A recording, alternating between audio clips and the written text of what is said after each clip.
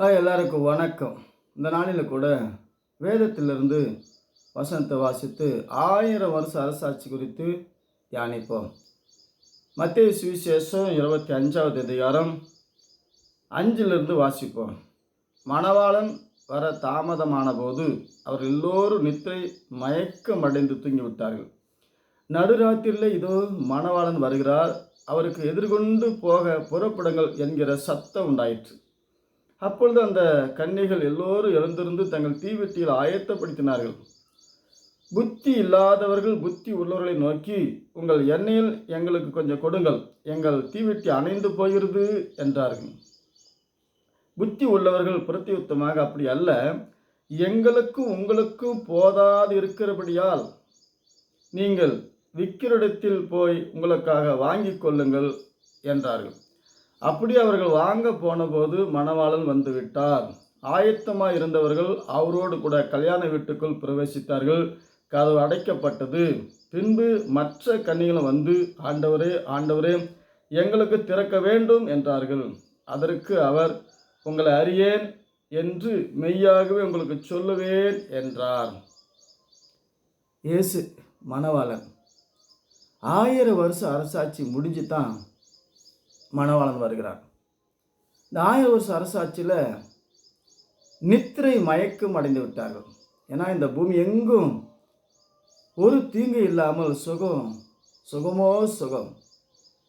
அப்போ புத்தி உள்ளவர்கள் பக்தியோடும் புத்தியோடும் எண்ணத்தோடும் தேவனை எதிர்கொண்டு தூங்கினார்கள். புத்தி இல்லாதவர்கள் சுகபோகமாய் வாழ்ந்து தூங்கிவிட்டார்கள், நித்திரை மயக்கம் அடைந்து விட்டார்கள். மணவாளன் வருகிறார் என்று சத்தம் கேட்ட உடனே தீவெட்டி எரிய மாட்டேங்குது. அவங்களுக்குள்ள பக்தி விசுவாசம் இல்லை. ஏன்னா பரிசுத்தாவி வரம் இல்லை. இயேசு கிறிஸ்து நாமத்திலே ஞானஸ்தானம் எடுத்தால் தான் பரிசுத்தாவி வரம் வரும். அது இயேசு வரைக்கும் எரிந்து பிரகாசிக்கும். சொன்ன உடனே டக்குடு பத்திக்கும். ஆகவே எண்ணெய் அப்படின்னா வேத வசனம்.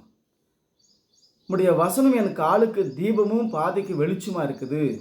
சங்கீதம் 119, 105 விளக்கை போன்ற அந்த வசனத்தை கவனித்திருப்பது நலம் பேதர் எழுதுகிறார்.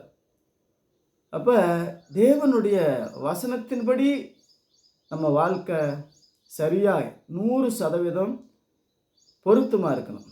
அப்பொழுதுதான் விளக்கு பொருத்தினுடனே எரிந்து பிரகாசிக்கும்.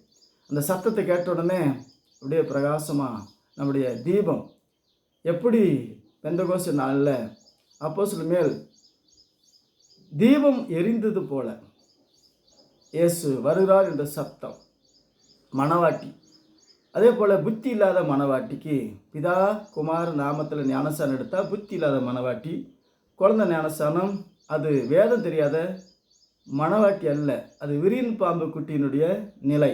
ஆகவே வேதம் சொல்லுகிறபடி 1000 வருஷ அரசாட்சி முடிஞ்சு தான் ரகசிய வருகை. இதுதான் ரகசிய வருகை. இங்கே எக்கால சத்தமோ தேவதூதர்களோ வருவதில்லை. மணவாளன் வருகிறார் என்ற சத்தம் மணவாட்டிக்கு வேத வசனத்தின்படி சொல்லப்படும். ஆகவே ஆயத்தமாக இருப்போம். இந்த நாளில் கூட உலகெங்கும் தேவனை ஆராதிக்கிறாங்க, தேவனை தொழுது கொள்ளுறாங்க.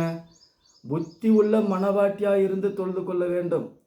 மதம் சொல்கிறது, வேதம் சொல்கிறது, மதம் சொல்கிறது, வேதம் சொல்கிறத விட்டுட்டு மனசு சொல்கிறது, மார்க்கம் சொல்கிறது, சபை சொல்கிறது.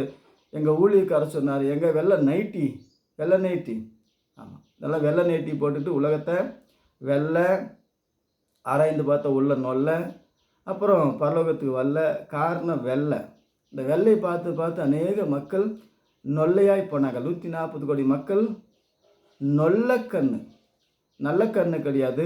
குரடன் கூலிங் கிளாஸ் போட்ட மாதிரி மதத்தையும் மார்க்கத்தையும் சேர்ந்து கொண்டு ஆட்டத்தை பாரு கூட்டத்தை பாரு என்று புத்தி இல்லாத வேதம் தெரியாத மட்டிகள். ஆகவே விரியன் பாம்பு குட்டிகளே, மனம் திரும்புங்கள்.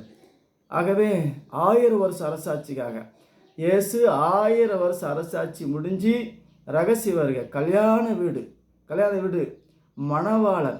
நம்ம தான் மணவாட்டி. இயேசு கிறிஸ்து நாமத்தில் ஞானஸ்தானம் எடுத்த மணவாட்டி.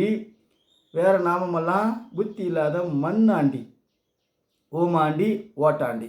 ஆகவே நம்ம மணவாட்டியாக இருந்து நகையும் நட்டும் பொன்னும் பொருளும் வேதம் சொல்லுகிறபடி மணவாட்டி தன்னை அலங்கரித்தாள். இன்னைக்கு அநேக மக்கள் நகை போட மாட்டாங்க, பகை போடுவாங்க, புகை போடுவாங்க. யாரெல்லாம் நகையை கட்டினாங்களோ அவங்கெல்லாம் மணவாட்டி கிடையாது, மண்ணாண்டி. ஏன்னா சியோன் குமார்த்தி கழுத்து நெரித்து நெரித்து நடக்கிறான். பாத்தியா பாத்தியா மணவாட்டின்னு. ஆனால் தேவன் கொடுத்த பிரகாரம் மனமகிழ்ச்சியோடு மணவாளனுக்கு எதிர்கொண்டு மணவாட்டி ஆயத்தப்படுத்தி மணவாளனை காண 100% பக்தியோடு புத்தியோடு ஞானத்தோடும் வாழ்ந்து 1000 வருஷ அரசாட்சியில் நித்திரை அடையாதபடி 1000 வருஷ அரசாட்சி தேவன் நமக்கு நம்ம காலத்தில் தந்தா பெரிய ஆசீர்வாதமாக இருக்கும். சாகா வரம் 1000 வருஷம் வாழ்ந்து சாகாமல் எடுத்துக்கொள்ளப்படுவோம். மணவாட்டி எடுத்துக்கொள்ளப்படுவாள். மண்ணாண்டி புத்தி இல்லாத கன்னி கைவிடப்படுவாள். ஆகவே நீ கன்னியா அல்லது சேத்துல கழுவப்பட்ட பன்னியா அல்லது வலையில் சிக்கிக்கொண்ட மோசக்கன்னியா என்பதை அறிந்து 1000 வருஷ அரசாட்சிக்காக காத்திருப்போம். தேவன் தருவார். நாம் அதை விசுவாசிப்போம். 1000 வருஷ அரசாட்சி முடிஞ்சு தான் ரகசிய வருகை, அதிசய வருகை, அற்புத வருகை. அந்த வருகைக்காக காத்திருப்போம். கர்த்தர் நம்மளை ஆசீர்வதிப்பார். மீண்டும் சந்திப்போம். வணக்கம். ஆமேன்.